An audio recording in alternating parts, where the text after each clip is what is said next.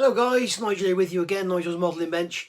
Just a quick video really about what I've been up to and what's going on and where we are and everything. Today is Monday the 20th of June 2022 and it's about lunchtime. So this weekend I've been working on part 14 of the Lancaster build, and here's the tail wheel, and you'll see in there my so much work. Not a complaint of the kit, nothing to do with the problem with the kit whatsoever, but there's 4 plastic parts there, and I think there's 3 or 4 hours work in that alone, and then waiting and waiting and waiting.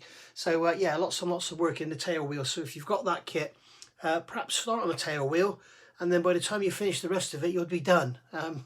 You'll see what I mean when you see part 14. What else have I been doing? I've also been doing some resin casting. I've got myself a new vacuum pump for the resin work, so that's really, really good, much better. Better suction, gives you a better end. Yep. Right, so what are we going to do? I hope you've seen part 13 of the Stug build, doing the weathering and everything on the tracks. The one thing I don't like is weathering. I like weathering aircraft with streaks and stuff, but I don't like doing all the pigments and dust and dirt and that. I don't enjoy that at all. So, you know, I don't know how much of that I'll do on camera, we shall see.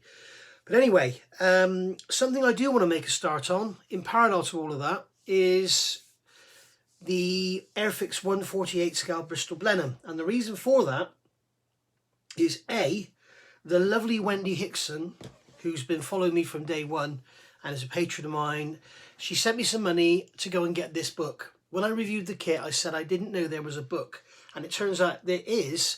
And it's in the Modeller's Photographic Archive, which is basically the forerunner to what we have now, the photographic archives. Okay, so you've seen my reviews on the Lancaster books. I've done a review on this one as well, but this is what they started off with, Modeller's Photographic Archive. And I think they've basically changed the name of the book because people would probably think this is aimed at modelers, and they're all aimed at modelers, but you don't need to be a modeler to enjoy the book.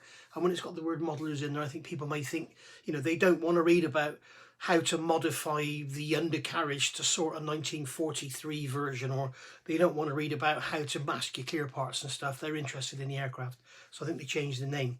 That's just my opinion. So yeah, the lovely Wendy Hickson sent me some money to get this book, and I got the book and to go alongside it, and she wants to see me build the model. You also remember I did the review where I had that lovely surprise from Steve, where he sent me the, where is it here, the Mr. Surfacer, the black Mr. Surfacer, which is there. And thank you very much, Steve. And he has also asked for a build. And I've also received quite a few emails and comments in the review to please build the kit, and everybody's kind of asking for a back to basics build. And it's this kit here, which I've already reviewed. This is I got this with a damaged box. I got it cheap because the box was damaged. But it's a Bristol Blenheim Mark 1F. This is the fighter version, not the bomber, in the brown and green camo rather than the brown and brown, with the black undersides. So it's going to be a lovely looking model. If you remember, I saw Stuart's at the Gloucester show and fell in love with it. So it's going to be basically a back to basics build. When I say back to basics, I don't mean Humbrol paints and brushes and tube glue. I just mean like not worrying about accuracy. I'm sure the kit's very good as it is because they've had some really good research reference material. There's one of these actually flying at Duxford apparently. But basically I'm not going to be throwing photo etch at it and resin and all that and worrying about the tyres and everything else. I just want to build it out of the box, with one exception, well, 2 exceptions if you like. I've got these, I've had these for years. Adco, I don't know how you say it. But these are, basically you get 2 sets in there, and it's photo etch seat belts for the seats. So I wanted to get this because it's got a massive glass cockpit, and the cockpit's going to be quite obvious. We've got decals for the instrument panel, so I'm not going to worry about Edard sets and all that, but I'm going to use these seat belts and see how it all looks. And I've also got the Edard masking set. This is EX626, the masking set for the Mark 1F. Make sure you get the right one for your kit. If you've got a Mark 1 bomber, some of the glazing is different, I think. And the reason I've done that is because, as you know, with masking, if it's something like a a Spitfire or a P-51 and you're masking the canopy, you go around the edge, and if the knife slips, it generally slips outwards, and all you do is scratch the actual framework around the outside. But with this, where you've got these are lovely clear parts actually for Airfix. They are bloody wonderful. But if you look around here, you can see you've got all those frames around the parts, and obviously if you slip from one onto the next, it's going to scratch the glazing. So it's much easier just to get the Edward masking set for what they cost. And I do believe if you're really careful with them, you can use them again. You can put them back on the backing sheet and use them again if you don't go peeling the edges up too much. So that's what the basic plan is to build the kit back to basics in this scheme here from the box. No aftermarket decals or anything, just using the Airfix decals because they'll be lovely, and basically doing that scheme there, which is this is 23 Squadron, Royal Air Force, Wittering, Cambridgeshire, England, February 1940. Scheme currently applied to GBP1V, flying with the Aircraft Restoration Company, Doxford. So it's QYP with the red and white roundels and black underside. So a lovely looking model, and we can have a play with the blacks under there.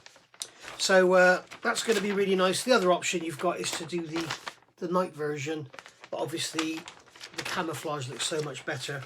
And I'm really hoping and praying, please Airfix, bring out the, is it the Mark IV with the long nose? I want to see a long nose Bristol Blenheim. Very close to my heart this, built in Bristol. I was born in Bristol. My dad worked for BAC in Bristol. He was on the TSR2. My mum worked for Rolls-Royce in Bristol on the Olympus engine, which powered the TSR2. And then I went on to become a Rolls-Royce aerospace apprentice and engineer at Rolls-Royce, working on the RB199, EG200, Pegasus for the Harrier, everything.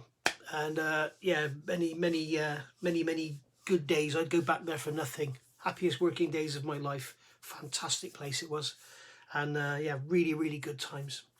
So, as I say, very close to my heart, and at the moment it breaks me heart to drive down there and see all those houses and flats being built on the airfield, because that's a lot of my family's heritage is in that little corner of the world, and so sad to see. A bomb, actually, the Germans were bombing that airfield, or bombing the factories, and my nan's house was, as the crow flies, probably no more than about 3/4 of a mile away, and I was actually born in Shellard Road, which is right on the doorstep, and basically, yeah, a bomb aimed for the factory hit the house opposite my nan's house. And right up until the day she died, and the house was then sold and the windows were replaced with UPVC, that had the old steel window frames. You know, the glazing used to ice up on the inside in the winter. It was that bloody cold. But the glass used to keep cracking because the window frames were all distorted from the bomb blast, and she never ever replaced them. So amazing.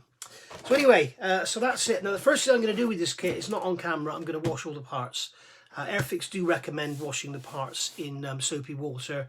Really, every kit you do, I would recommend. If you look back at my review of the FA-18F Hornet from Trumpeter, not the one I did a while ago, the one I did back over a year ago, I show you in there actual proper, actual oil, not just, you know, it feels greasy or it looks a bit greasy, actual like it's been dipped in oil. So it is always worth. A lot of people I know say you don't need to bother. It's not necessary in this day and age. I can assure you it is. So worth doing. So there we go. And they do say on the front of the instructions that's the first thing you should do. So that's what I'm going to do. I'm going to get these parts washed and dried and everything. And then we're going to do a bit of research with the book. As I say, we're not going to worry about going for ultimate accuracy, but we've got some fantastic pictures in here that show the kind of weathering you'll get. I mean, there's a brand new aircraft there. There's a brand new aircraft there, so if you wanted to do your aircraft brand new, you could. But there's some lovely pictures in here of weathered aircraft. I should have marked a page, shouldn't I? But there are some great pictures, and you can see the way they just the way they sort of wore, and the chipping and the, you know, and stuff. And you know, I mean, we could always do a lovely little diagram like that, couldn't we, I guess? With a Tilly beside it or something. But you know, it's going to be a lovely little build. I'm looking forward to it very much. There's a good shot there from From where's that one from? That is from Egypt, and you can see on there all the rivets and stuff exposed, where the sand's got to it and everything. So yeah, really interesting little model that I'm looking forward to. So there we go. So stay tuned and keep your eyes peeled for part 1, which will be with you shortly. Well, not shortly, but soon. Bye for now.